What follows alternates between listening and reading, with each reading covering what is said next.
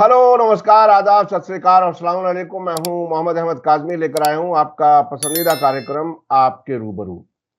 Media star world पर आप अक्सर इंटरनेशनल खबरें देखते हैं, लेकिन बीच बीच में हमारी कोशिश रहती है कि जो देश में घटनाएं हो रही हैं उस पर भी चर्चा होती रहे और उधर इस तरफ भी नजर रखी जाए कि आखिर क्या कुछ हो रहा है। देश में अब लोकसभा इलेक्शन बिल्कुल नजदीक है और एक अजीब डर का माहौल है। कोई एक आदमी भी ऊंची आवाज से कहीं पर भी कांग्रेस जिंदाबाद या किसी अपोजिशन के लीडर का नाम लेकर के जिंदाबाद कहने वाला कोई आदमी सड़कों पर कहीं नजर नहीं आ रहा।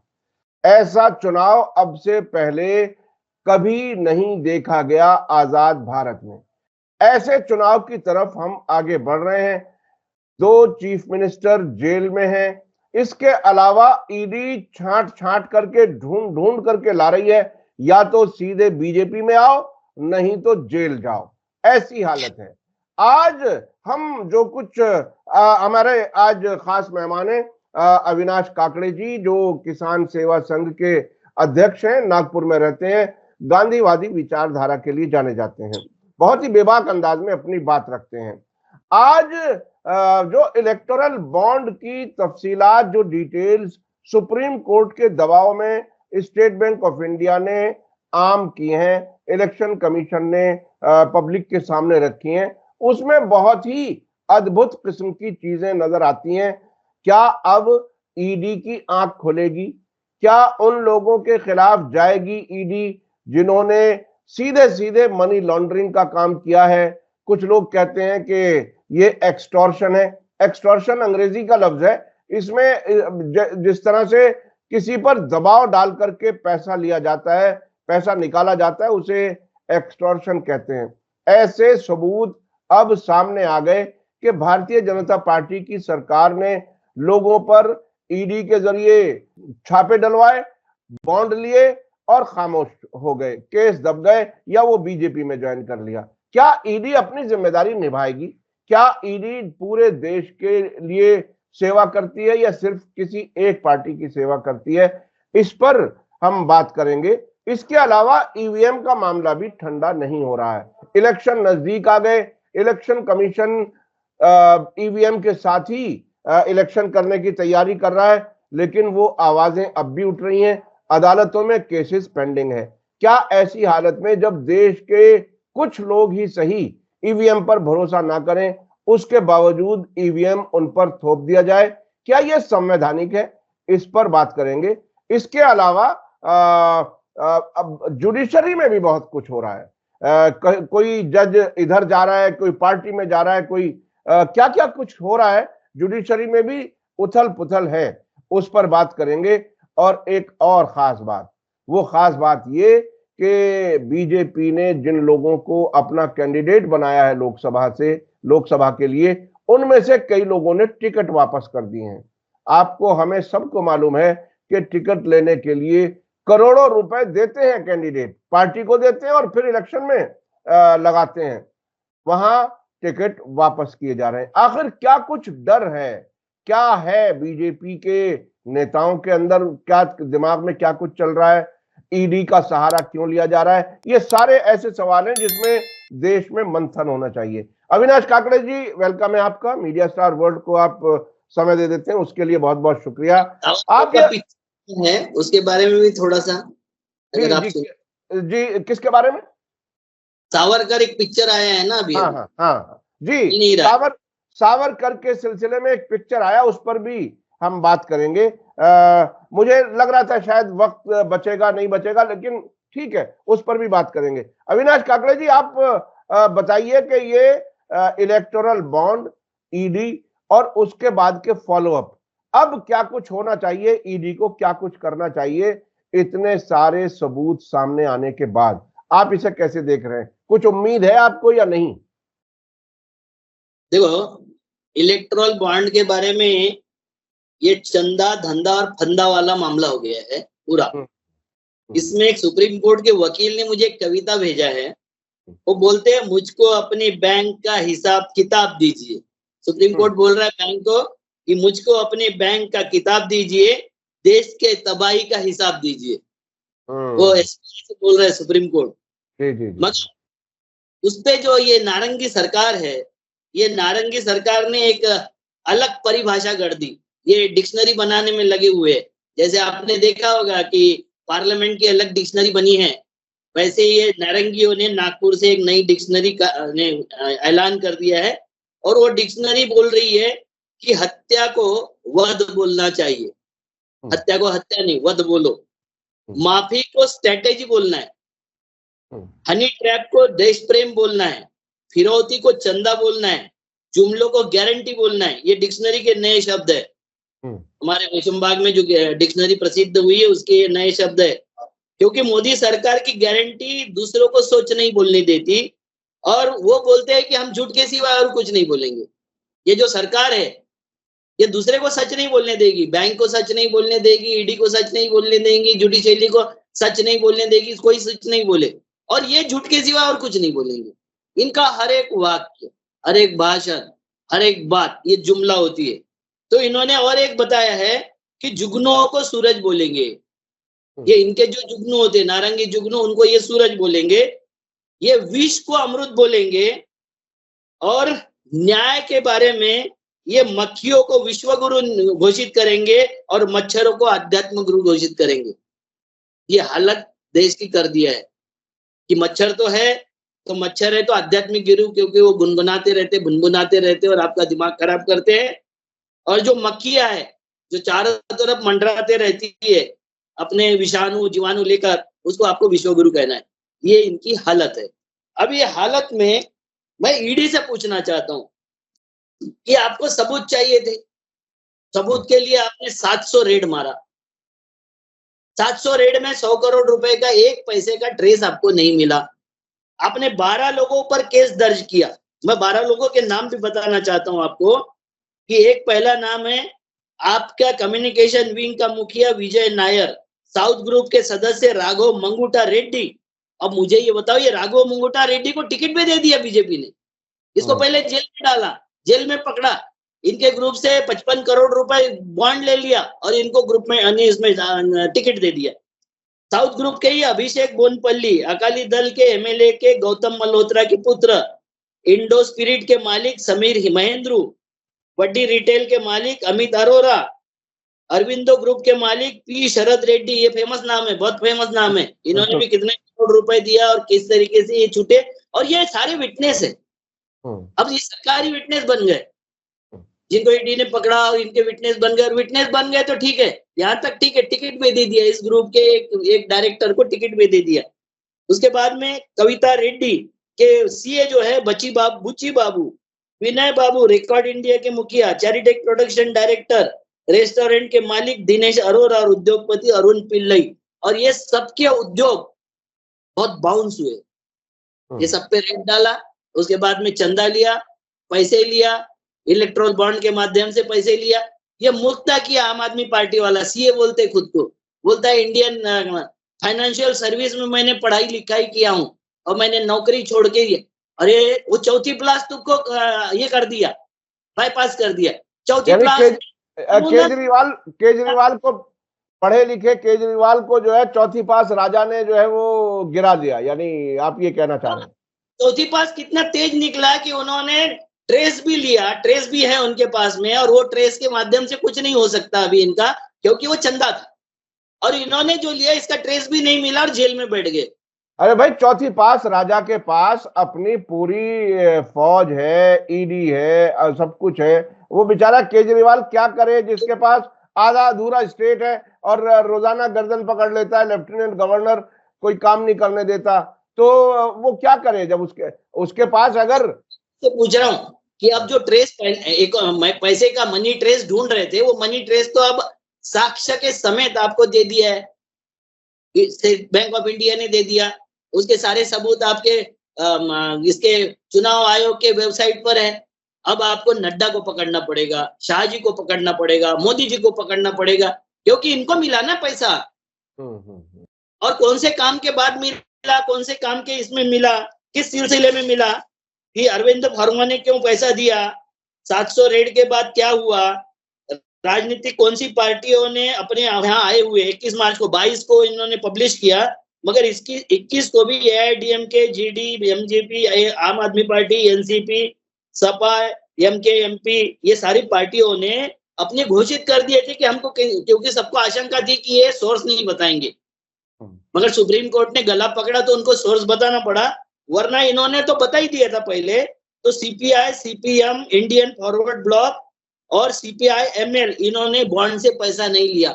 हमारे कितने भी विरोध हो, हमारा कितना भी विवाद हो कम्युनिस्टों के साथ में, मगर साधन सुचिता के बारे में वो बहुत आगे है।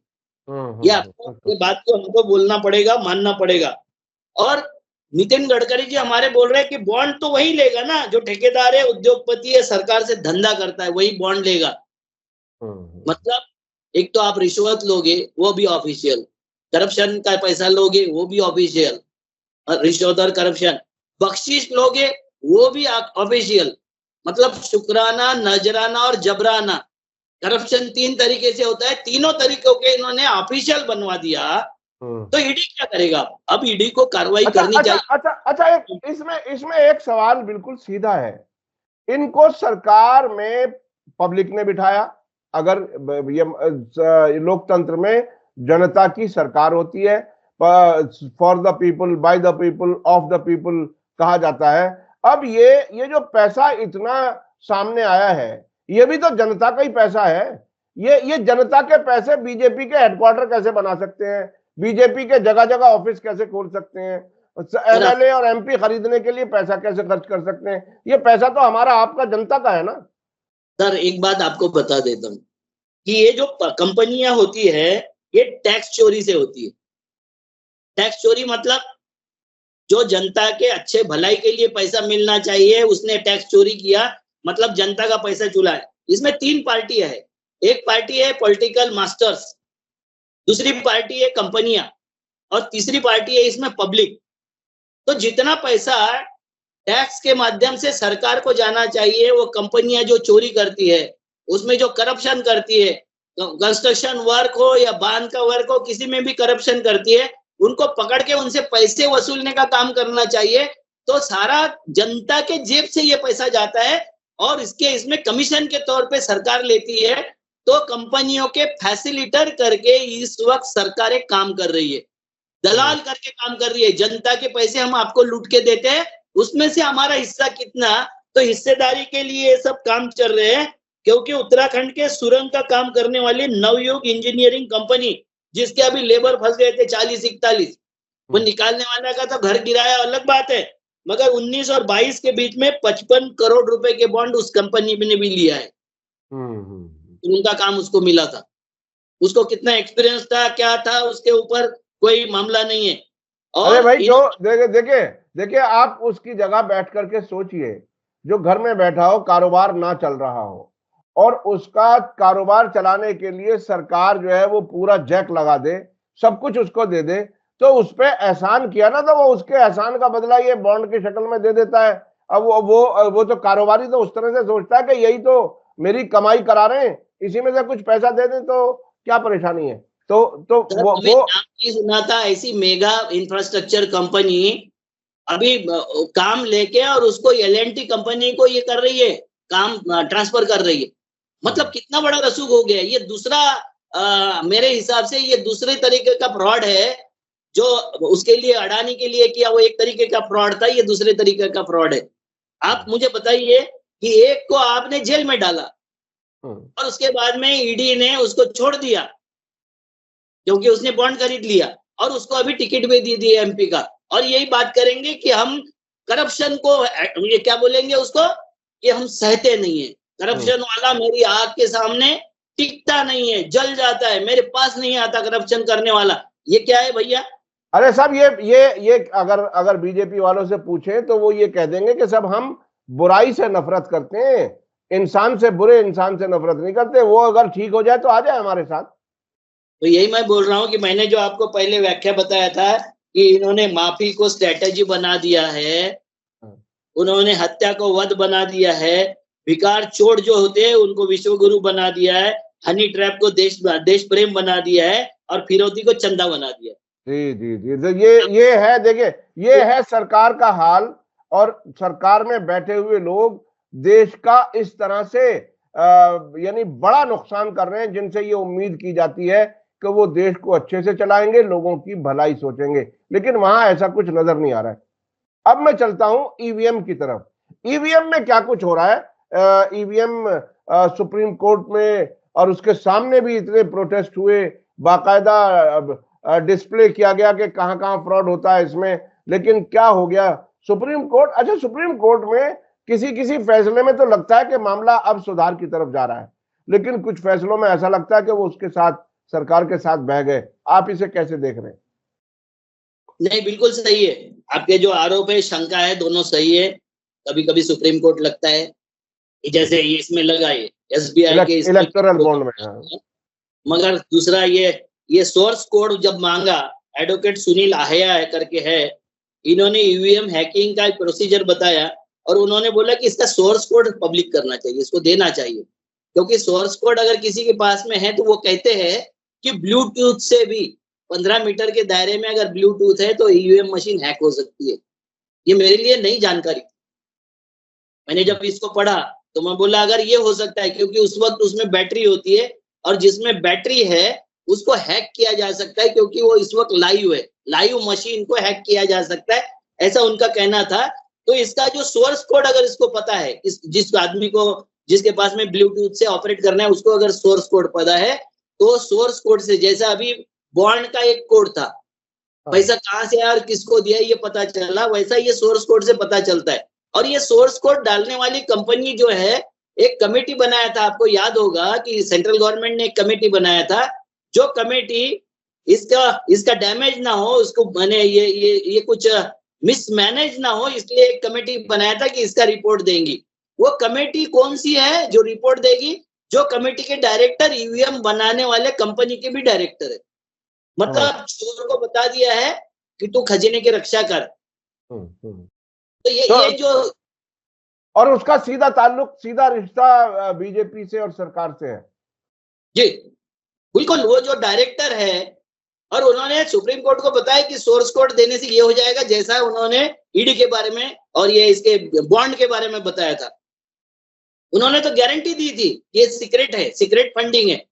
जब खोजा पत्रकारों ने कि सीक्रेट फंडिंग नहीं है, ये अल्ट्रावायलेट किरण डालने से यहाँ नंबर दिखाई देता है, वो नंबर किसको और कहाँ गया, क्योंकि उनको शंका है कि सीक्रेट फंड है तो फिर ये गया कहाँ, जाएगा कैसे, बैंक इसको कैसे बोलेगी कि इसको भेजना है, तो कैसे, सोर्स क्या होगा, किस तरीके से उसको रिकॉग्नाइज करेगी पैसे को। तो पैसे को और बॉन्ड को रिकॉग्नाइज करने का ये था कि उसमें एक सीक्रेट नंबर था। वैसा ये हर एक मशीन में सोर्स कोड होता है। तो ये सोर्स कोड क्यों नहीं देते? तुम्हारे लोगों को पता होगा और बाकी पब्लिक उसमें अंधे रहेगी, पब्लिक नहीं करेगी, तो जिस भी यंत्रणा पर जनता का विश्वास नहीं होता या उस पर सवाल उठते हैं, उस यंत्रणा को बदलना ये सरकार की जिम्मेवारी होती है। ये तो अंग्रेजों ने भी बदला था, ये मुगल भी बदलते थे। मुगलों का अगर लगा कि इस पे जनता बहुत वायलेट होगी, जिजिया कर लगाया, जैसा ही विरोध शुरू हुआ जिजिया कर हटाया गया। जैसे ही सारे कानून, अंग्रेज कानून लाते थे, नए नए कानून लाते थे, और उसका पब्लिक ने अगर विरोध किया तो हटाते थे। अब ये ईवीएम के बारे में अगर पब्लिक वायलेंट है, पब्लिक रास्ते पर आ रही है, विरोध कर रही है, कोर्ट में जा रही है, तो क्या जबरदस्ती है भाई? तो किसी भी चीज की विश्वसनीयता अगर समाप्त हो जाए, बैंकिंग सिस्टम की विश्वसनीयता समाप्त हो जाए, सरकार की विश्वसनीयता समाप्त हो जाए, किसी कार्ड की विश्वसनीयता समाप्त हो जाए, किसी मशीन की विश्वसनीयता समाप्त हो जाए, तो सरकार की जिम्मेवारी है। और ये सारी सरकारें करते आई है। औरंगजेब की सरकार हो, जिसने जिजिया लगाया था, जनता का विरोध हुआ, उसने बंद कर दिया। अंग्रेजों की सरकार हो, अंग्रेजों की सरकार में कितने कानून आए और उनको वापस लेना पड़ा उन कानूनों को। तो ये सरकार की जिम्मेवारी है कि जनता में असंतोष अगर पैदा होता है, जनता विरोध करती है, तो उसको छोड़ देना चाहिए, उस कानून को ड्रॉप कर देना चाहिए, ये जिम्मेवारी है। जैसे मोदी जी ने अपनी बहुत जीत पकड़ा, 1 साल के बाद 700 किसानों को मारने के बाद 3 काले कानून वापस ले लिया। तो अब ये चाहते क्या है, ये किस तरीके से, अगर गैर विश्वास है तो इलेक्शन कमीशन क्या कर रहा है, सुप्रीम कोर्ट क्या कर रहा है, और वो आदमी जो शंका उपस्थित कर रहा है, वो आदमी की शंका का निरसन क्यों नहीं किया जा रहा है? ये मेरा अगर शिकायत है तो उस शिकायत को हल करने की जरूरत है। अब मैं चलता हूँ अदालतों में क्या कुछ हो रहा है। जुडिशरी के जो अलग अलग रंग नजर आ रहे हैं, एक तरफ एक जज साहब को लोकपाल बनाया गया है और दूसरे एक जज ने, ईडी के जो जज हैं, उन्होंने काफी कुछ बड़ी बातें कही हैं, कुछ ऑब्जर्वेशन दी हैं। क्या कुछ है वो जरा इस पे बताइए। एक ईडी के जज है एमजी देशपांडे, महाराष्ट्र से, मतलब ईडी का हाईकोर्ट वाला सिस्टम है वो, तो उसके वो जज है एमजी देशपांडे, जिन्होंने जेट एयरवेज के संस्थापक नरेश गोयल के केस की सुनवाई के दरमियान उनका विरोध कर रहे थे। उनको जो फैसिलिटी चाहिए थी, उनको जो मानवीय दृष्टिकोण से जो सुविधा चाहिए थी, उनको असिस्टेंट चाहिए था, उनको कुछ बातें चाहिए थी, तो उसके लिए ये बहुत कड़ा विरोध कर रहे थे। तो जज ने बोला, आप लोग मानवीय दृष्टिकोण से किए गए अर्जी को इतने विचित्र और विलक्षण पद्धति से विरोध कैसे कर सकते हो? आप क्या चाहते हो कि आरोपी के टॉयलेट और बाथरूम में भी सीसीटीवी कैमरे लगने चाहिए? ये जज पूछ रहा है। मतलब जो छूट गए, जिनका ट्रेस आया, उनका तो कुछ नहीं करते आप, और जिनका मानवीय सहायता मिलना है, वो बुजुर्ग है, उसको कैंसर हुआ है, तो अगर वो चाहता है, अपना असिस्टेंट चाहता है, क्योंकि वो अगर अपना कुर्ता यानी पैजामा उतार नहीं सकता, वो टॉयलेट जाने के लिए भी उसको सपोर्ट चाहिए, तो क्या चाहते हो आप? वहां भी कैमरे लगे रहे। दूसरा वो बोलते हैं कि वो गिरगांव, ये जो है आदमी, वो रिलायंस, ये नरेश गोयल, ये गिरगांव के रिलायंस अस्पताल के दरमियान ये अपना सहायक मांग रहे थे। उन्होंने कुछ मांगनी ज्यादा ये नहीं किया था कि मुझे असिस्टेंट चाहिए जिसका पेमेंट मैं दूंगा, तो वो सहायक मेरे वक्त पे आए और मुझे सहायता दे। ईडी ने इतना ऑब्जेक्शन लगाया, इतना ज्यादा रेज किया कि जज खुद चिढ़ गए, और हाईकोर्ट जज ने कहा कि यहाँ आके ये नाटक मत कीजिए मेरे सामने, ये जो तुम इस तरीके से नाटक कर रहे हो, वो नाटक मत कीजिए, क्योंकि जज ने इसके पूर्व भी उसके गोयल के बुढ़ापे और खराब सेहत के कारण उसको कुछ सुविधा दी थी, कुछ अलग अलग सुविधा उसको दी थी, दवा बाहर से बुलाने की, बाकी सब करने की सुविधा दी थी। ये सुविधा के बारे में भी वो बहुत तीव्रता से वो जज का उसके कोर्ट में विरोध कर रहे थे। तो जज ने बोला, ये नाटक बंद करो, अगर आपको हमारा जजमेंट ये नहीं है, मान्य नहीं है, तो ऊपर के कोर्ट में जाओ, उसकी अपील करो, मेरे सामने नाटक करने की जरूरत नहीं है, तुम नाटक मंडली जैसे काम कर रहे हो, ये नहीं होना चाहिए। ये जज बोल रहा है ईडी को। बताइए बताइए। ये देखिए, कहीं कहीं जो जज ठीक काम कर रहे हैं वो इस हद तक अपनी बात, चूंकि घुटन महसूस कर रहे हैं, मुझे ऐसा लगा कि जज घुटन महसूस कर रहे हैं, कभी कभी उनका गुस्सा सामने आ जाता है, जो इस शक्ल में सामने आया। अच्छा, वो दूसरे जज जो है वो लोकपाल जो बने, उनका क्या कारनामा है? कोर्ट में जो थे, और अभी 1 महीने पहले लोकपाल बने एम.ए. खानविलकर, ये लोकपाल के अध्यक्ष के चीफ करके नियुक्त हुए हैं। इन्होंने पहला काम किया कि महुआ मोइत्रा के घर पर रेड डलवाने का एफआईआर के निर्देश दिए, और पीएमएलए आपको मालूम है, पीएमएलए जो ईडी का स्पेशल कानून है, जिसके तहत आरोपी को सिद्ध करना है कि मैं निर्दोष हूं। सरकार की कोई जिम्मेवारी नहीं है, ईडी की कोई जिम्मेवारी नहीं है कि ये आरोपी है, उसको सिद्ध करने की जिम्मेवारी ये मानव अधिकार का सीधा सीधा हनन है और एक्सटॉर्शन वाला मामला है। तो इसको जो ड्रैकुला बनने दिया, या ये इसको इतनी सारी पावर दे दी, वो देने वाले भी जज यही थे, एम.ए. खानविलकर ही थे। इनके कुछ जजमेंट मैं आपको बताना चाहता हूं कि ये 6 साल के लिए सुप्रीम कोर्ट में रहे।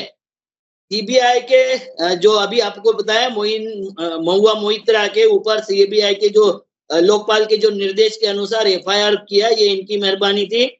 इनके रिटायरमेंट के 2 दिन पहले इनके ही नेतृत्व में खंडपीठ ने अनेक छापे और संलग्नता ईडी ने डलवाई थी। इन्होंने डायरेक्शन दिया था कि छापे डलवाओ, ये करो, वो करो। इसके जजमेंट के अनुसार ओजे और पीएमएलए के अंतर्गत कठोर ये जो हुआ, प्रोविजन हुआ कि जमीन को नहीं देना चाहिए, मतलब जमानत नहीं देनी चाहिए, इसकी जो कंडीशन है वो बदली है इसी जज ने जो जामीन है, अगर तुम्हारे ऊपर प्रूव नहीं हो रहा, 90 दिन हो गए तो तुमको जामीन मिल जाती है, चार्जशीट दायर हो गई तो तुमको जामीन मिल जाती है, या ऐसा कोई जमानत मिल जाती है। हाँ, गवाह बदल सकता है, या गवाह के ऊपर प्रेशर आ सकता है तो बदल जाती है।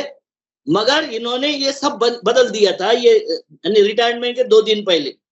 यानी पहले वो अपनी पूरी कीमत दे चुके थे सरकार को कि मैं अब पूरी तरह से क्वालिफाई हूं, अब आप मुझे कोई ना कोई अच्छा कोई ओहदा दे दीजिए, मैंने काम कर दिया। मुझे वो याद आ रहा है जो जस्टिस गगोई थे, उन्होंने भी जाते जाते बहुत कुछ किया था और उसके बदले में क्या लिया, राज्यसभा की एक सीट।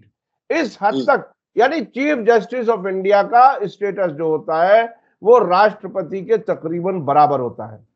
उस लेवल का आदमी, उस लेवल का अगर उस लेवल का आदमी बिक जाए एक पार्लियामेंट की सीट के लिए जो बहुत ही बेइज्जती के साथ हो, उस हद तक लोग गिर जाते हैं। बताइए क्या ये लोग वाकई बड़े हैं या इनको बड़ा बनाया जाता है? जी, अब ये तो सोचना पड़ेगा कि सुप्रीम कोर्ट ने जो दंडात्मक अधिकार दिए ईडी को अंदर डालने का, 1.5 साल, 2 साल, 4 साल, तब तक जब तक रिजल्ट नहीं लगेगा अंदर डालने का, ये भी इसी जज ने दिया था। दूसरे जज विरोध कर रहे थे, इस जज ने वो सब दे दिया। ईडी का जो पावर है उसको अनियंत्रित करने का अधिकार भी इसी जज ने दिया था। 2070 यानी अभी जो केजरीवाल और उनके साथियों को जो जमानत नहीं मिल रही उसका इंतजाम इसी जज ने किया था। इसी जज ने 2018 में किया था। 2018 में ये खानविलकर और सीजेआई दीपक मिश्रा जब लिख रहे थे भीमा कोरेगांव की एसआईटी की जो प्रार्थना थी उसको नकारने का काम भी इसी जज ने किया था। 3 जज थे, इस जज ने उसमें डिसाइडेड किया था कि नहीं उनकी प्रार्थना को स्वीकार नहीं करना चाहिए। जिनको अभी सबूतों के अभाव में छोड़ दिया, एक मर गया जेल में और बाकी सबूतों के अभाव में बाहर आ गए, उनको नई प्रार्थना उनकी स्वीकारना, ये भी काम इसी आदमी ने किया था। इतिहासकार रोमिला थापर और इन अन्य 4 व्यक्तियों की उन्होंने दाखिल किया था जनहित याचिका, जिसमें सीजेआई चंद्रचूड़ ने सहमति दर्शाया था। इन्होंने वेटो पावर करके उस सहमति को असहमति में बदल दिया था। इसमें न्यायमूर्ति चंद्रचूड़ ने जब बोला था कि राजकीय विरोधियों को, राजनीतिक विरोधियों को मतभेद करके और उनको टारगेट किया जा रहा है ईडी के द्वारा, ये भी उसके बारे में उसके विरोध में खड़े हो गई थी कि नहीं ऐसा कुछ नहीं किया जा रहा है। और एक था कि पीएम मोदी की हत्या का जो ये किया था, षड्यंत्र किया था, तो उसका सहभाग जो था वो प्रेस ब्रीफिंग जो कर रही थी, मीडिया ब्रीफिंग जो कर रही थी, तो वो पुलिसों के ऊपर ब्रीफिंग क्यों कर रही है, तो मीडिया ने पुलिस के ऊपर आक्षेप लिया था कि ये तुम कैसे लीकेज दे रहे हो, किस तरीके से लीकेज हो रहे। तो इसके ऊपर भी पुलिसों के ऊपर जमकर इन्होंने अपना भड़ास निकाली थी। इसमें न्यायमूर्ति चंद्रचूड़ ने ऐसा भी कहा कि प्रतिनिधि टीवी सुधा भारद्वाज के अरेस्ट के पहले भी इसी आदमी ने वो न्यूज फ्लैश करने के लिए उनको खुली छूट दी थी। अब इसके बाद में और भी बातें हैं, आरोप, हाँ, बहुत सी चीजें हो गई, आपने काफी सबूत दे दिए। अब मैं वक्त हमारे पास कम है। इस सारे हालात के बीच में एक लास्ट बात बता दूं कि 2019 में न्यायमूर्ति खानविलकर इनके नेतृत्व में खंडपीठ ने यूएपीए की कलम 43D/5 का अर्थ लगाया था, जिसके कारण जो ये है बेल वो पूरा निपटारे के बिना, पूरे केस के निपटारे के बिना जामीन का मतलब बेल का अधिकार डिनाई हुआ था। जमानत देने को उसमें भी, यानी जो सरकार कर दे वही ठीक है, क्योंकि ऐसे इतने केसेस सबूत के तौर पर मौजूद है, किताबें तक छप चुकी हैं कि किस तरह से यूएपीए का गलत इस्तेमाल पुलिस करती है किसी को भी फंसाने के लिए। अच्छा, अब वक्त की कमी है, आखिर में मैं ये समझना चाह रहा हूं कि इतने सारे हथियार बीजेपी के पास हैं, ईडी और इनकम टैक्स और अदालतों से भी उनके काम हो रहे हैं, इस सब के बीच में फिर ये बीजेपी के लोकसभा इलेक्शन के कैंडिडेट जिनको टिकट दिए गए वो छोड़ करके क्यों भाग रहे हैं, इतना सारा सपोर्ट होने के बाद? जनता विरोध में है, कार्यकर्ता विरोध में है। आपको पता है कि रंजनाबेन भट्ट 10 साल से सांसद थी, 15 साल से सांसद थी, उसने टिकट वापस कर दिया क्योंकि उसका ज्योति पांड्या ने उसके विरोध में बगावत की। ज्योति पांड्या कौन है? महिला मोर्चे की राष्ट्रीय उपाध्यक्ष है। उसको निलंबित कर दिया, मगर टिकट बदल गया। डॉक्टर हेमेश योगेश चंद्र जोशी, इसको ये टिकट मिल गया। दूसरा एक टिकट है जो डिनाई कर दिया। किसने डिनाई किया? जो वहाँ बहुत बार से सांसद बन के आ रहे थे, भिकाजी भाई डामोर ठाकुर कम्युनिटी के हैं, ये गुजरात के हैं, बन के आ रहे थे। जैसे ही ये अमर सिंह का बेटे जो तुषार चौधरी है, उनको टिकट मिला, इन्होंने टिकट डिनाई कर दिए। वलसाड़ का टिकट आनंद पटेल की जगह धवल पटेल को घोषित कर दिया, वहां वो भी लड़ाई चालू है। वो धवल पटेल बोलता मैं नहीं लड़ूंगा। आनंद का टिकट नीतीश पटेल की जगह दूसरे और किसी को दे दिया, उसमें भी विरोध चालू है। अब वो भी टिकट वापस करने की इसमें है। बनासकांठा में रेखाबेन चौधरी को जो टिकट दिया है, परबत पटेल का टिकट काटकर उसका भयंकर विरोध हो रहा है। अब वो रेखाबेन चौधरी बोल रही कि मुझे नहीं लड़ना है। सुरेंद्र नगर की टिकट भी महेश मुंद्रपारा को दिया है, सोमाभाई पटेल की काट के, और वो भी टिकट उसने वापस कर दिया। अब चंदूभाई सिहोरा को दिए गए।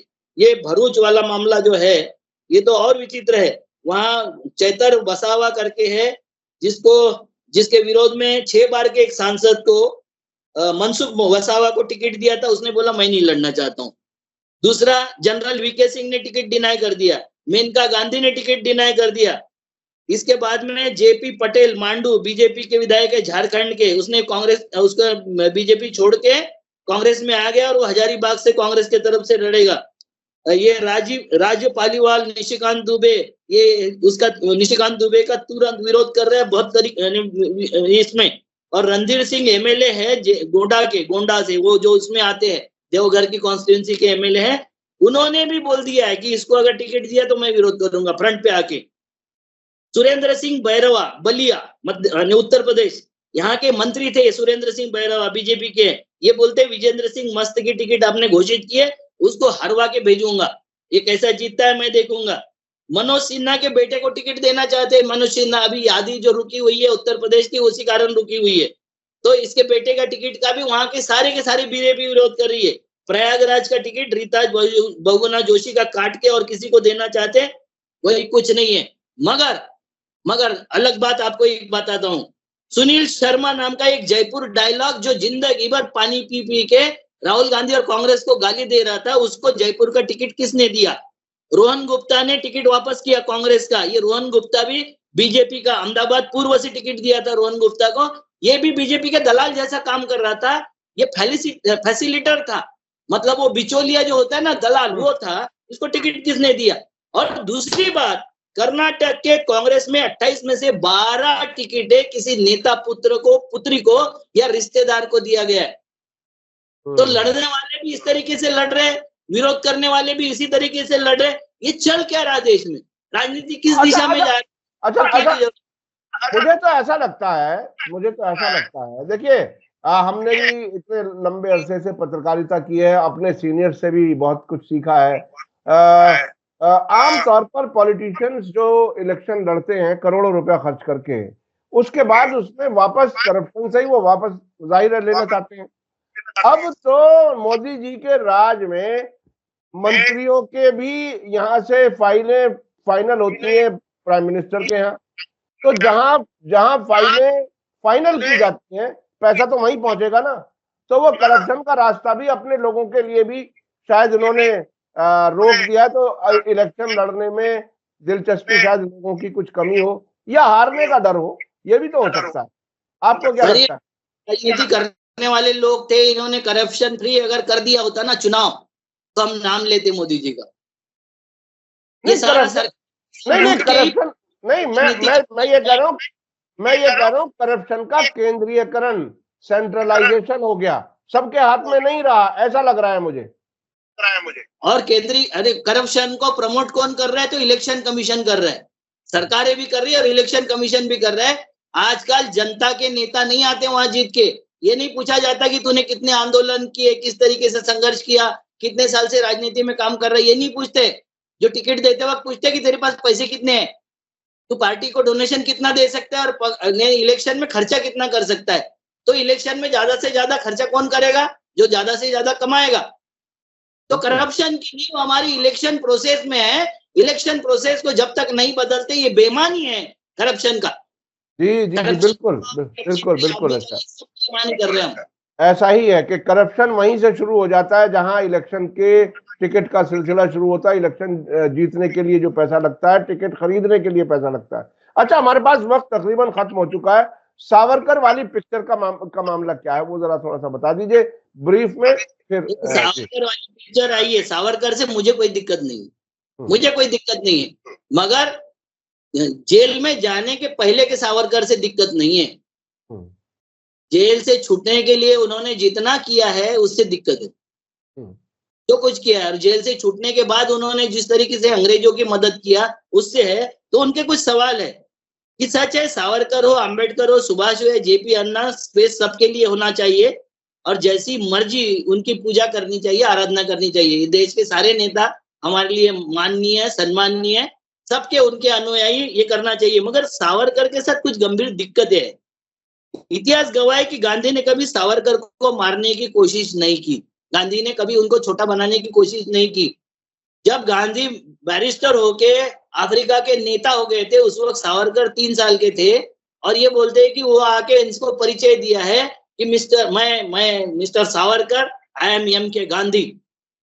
3 साल के बच्चे के साथ में महात्मा गांधी परिचय दे रहे। साला झूठ कितना बोल सकते हो यार तुम, कितना झूठ बोल सकते हो। मगर सावरकरवादियों ने शरीर, आत्मा और विचारों को मारने में अपनी पूरी ताकत झोंक दी।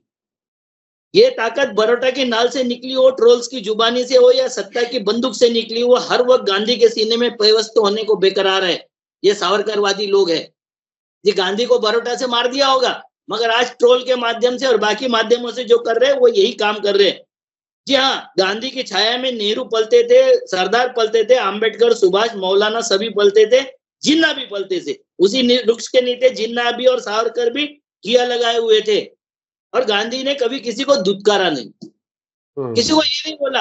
अगर गांधी उस वक्त बोल देते कि ये देशद्रोही है, जब इन्होंने उनके आंदोलन को सपोर्ट नहीं किया, अंग्रेजों का साथ दिया, अगर देशद्रोही बोल देते, आज क्या हालत रहती, इनकी सत्ता में रहते ही है, देश में मुंह उठा के बात करने के लायक होते।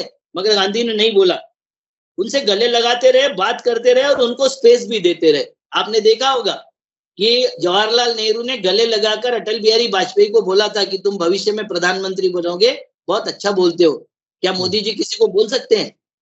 ये तो गले लगने पर ट्याऊ ट्याऊ चाऊ चाऊ ऐसी कुछ नहीं, कलाकारी करते, नकला कर, नाटक करते हैं, नकलकार है ये, मिमिक्री बनाते हैं, मिमिक्री आर्टिस्ट बन के वहां बैठे हुए हैं। ये जब इनकी स्थापना हुई थी 80 में, तो भारतीय जनता पार्टी का गठन गांधीवादी समाज के नाम पर हुआ था। और इनकी गांधीवाद की इज्जत है ना समाजवाद के लिए इज्जत है। तो इनके लिए इज्जत किसकी है? तो सत्ता और संपत्ति की इज्जत है और झूठ की इज्जत है। तो ऐसे झूठ की इज्जत वाले जो प्रॉब्लमेटिक लोग हैं, ये सावरकर को मानते हैं, इसीलिए ये फिल्म फ्लॉप हो गई। देखो आपने देखा होगा कि वो इसका संजय दत्त का एक छोटा सा फिल्म था, गांधीवाद पर आया था, हिट हो गया। मगर गांधी को आप उसके अगेंस्ट में जब खड़े होगे, उनको गांधी को क्रिटिसाइज करने का प्रयास करोगे, तो इतनी बड़ी फिल्म बनाने के बाद भी आपकी फिल्म नहीं चली। ये देश में गांधी जिंदा है। जब तक अपने बच्चों का नाम मोहन रखते हैं लोग, नाथूराम कोई रखता नहीं। जी बिल्कुल। जब तक गांधी भी जिंदा रहेगा और ये रोज लताड़े जाएंगे। कुछ दिन के लिए हो सकता है कि इनको कुछ सहूलतें मिल जाए, कुछ सत्ता मिल जाए, मगर ये हर वक्त अपमानित ही रहेंगे, क्योंकि हत्या करने वाला कभी भी आरोपी होता है और आरोपी को सजा होती है। गुनाह किया तो सजा होगी, गलती किया तो माफी मिल सकती है। ये गलती नहीं करते, एक के बाद एक गुनाह कर रहे हैं, एक के बाद एक गुनाह कर रहे हैं। और ये अभी सत्ता में आने के बाद तो इनकी गुनाह की फेहरिस्त अगर मैं आपको पढ़ के सुनाऊं तो आपका समय नहीं पूरेगा, इतनी गुनाह। बहुत बेशक आपने बिल्कुल सही कहा कि जो आरोपी होता है, जो गुनाहगार होता है, वो कभी इज्जत हासिल नहीं कर सकता। और गांधी का मुकाबला सावरकर से जो कराने की कोशिश की जाती है, वो कभी कामयाब नहीं होंगे इस देश की मिट्टी में। तो मैं पहला आदमी होता इसको भारत रत्न देने पर मैं केस डालता, और केस ये होती कि गांधी को राष्ट्रपिता का दर्जा छीन लिया जाए, क्योंकि हत्यारा और जिसकी हत्या हुई वो दोनों एक पिता और एक पुत्र नहीं हो सकते। ये मेरे देश की संस्कृति नहीं है। इसलिए ये भी सरकार, इन्होंने तो चने पुटाने बांटते, चने और मुरमुरे जो बांटते हैं ना, वैसे बांट दिए भारत रत्न, फिर भी उसको सावरकर को नहीं दे सकते। दम है तो दो भी दिए गए हैं। जी बहुत बहुत शुक्रिया अविनाश काकड़े जी। वक्त काफी हो गया, करेंगे और कोशिश करेंगे कि और ज्यादा मुद्दों पर बात हो सके। इसी के साथ मुझे दीजिए इजाजत। धन्यवाद, शुक्रिया। जय भारत, जय हिंद। मीडिया स्टार वर्ल्ड के और वीडियो देखने के लिए हमारे चैनल को सब्सक्राइब करें और सीधे नोटिफिकेशन पाने के लिए बेल आइकन दबाएं। और अगर हमारी खबर सच्ची और अच्छी लगे तो अपने व्हाट्सएप, इंस्टाग्राम, फेसबुक और ट्विटर अकाउंट पर जरूर शेयर करें।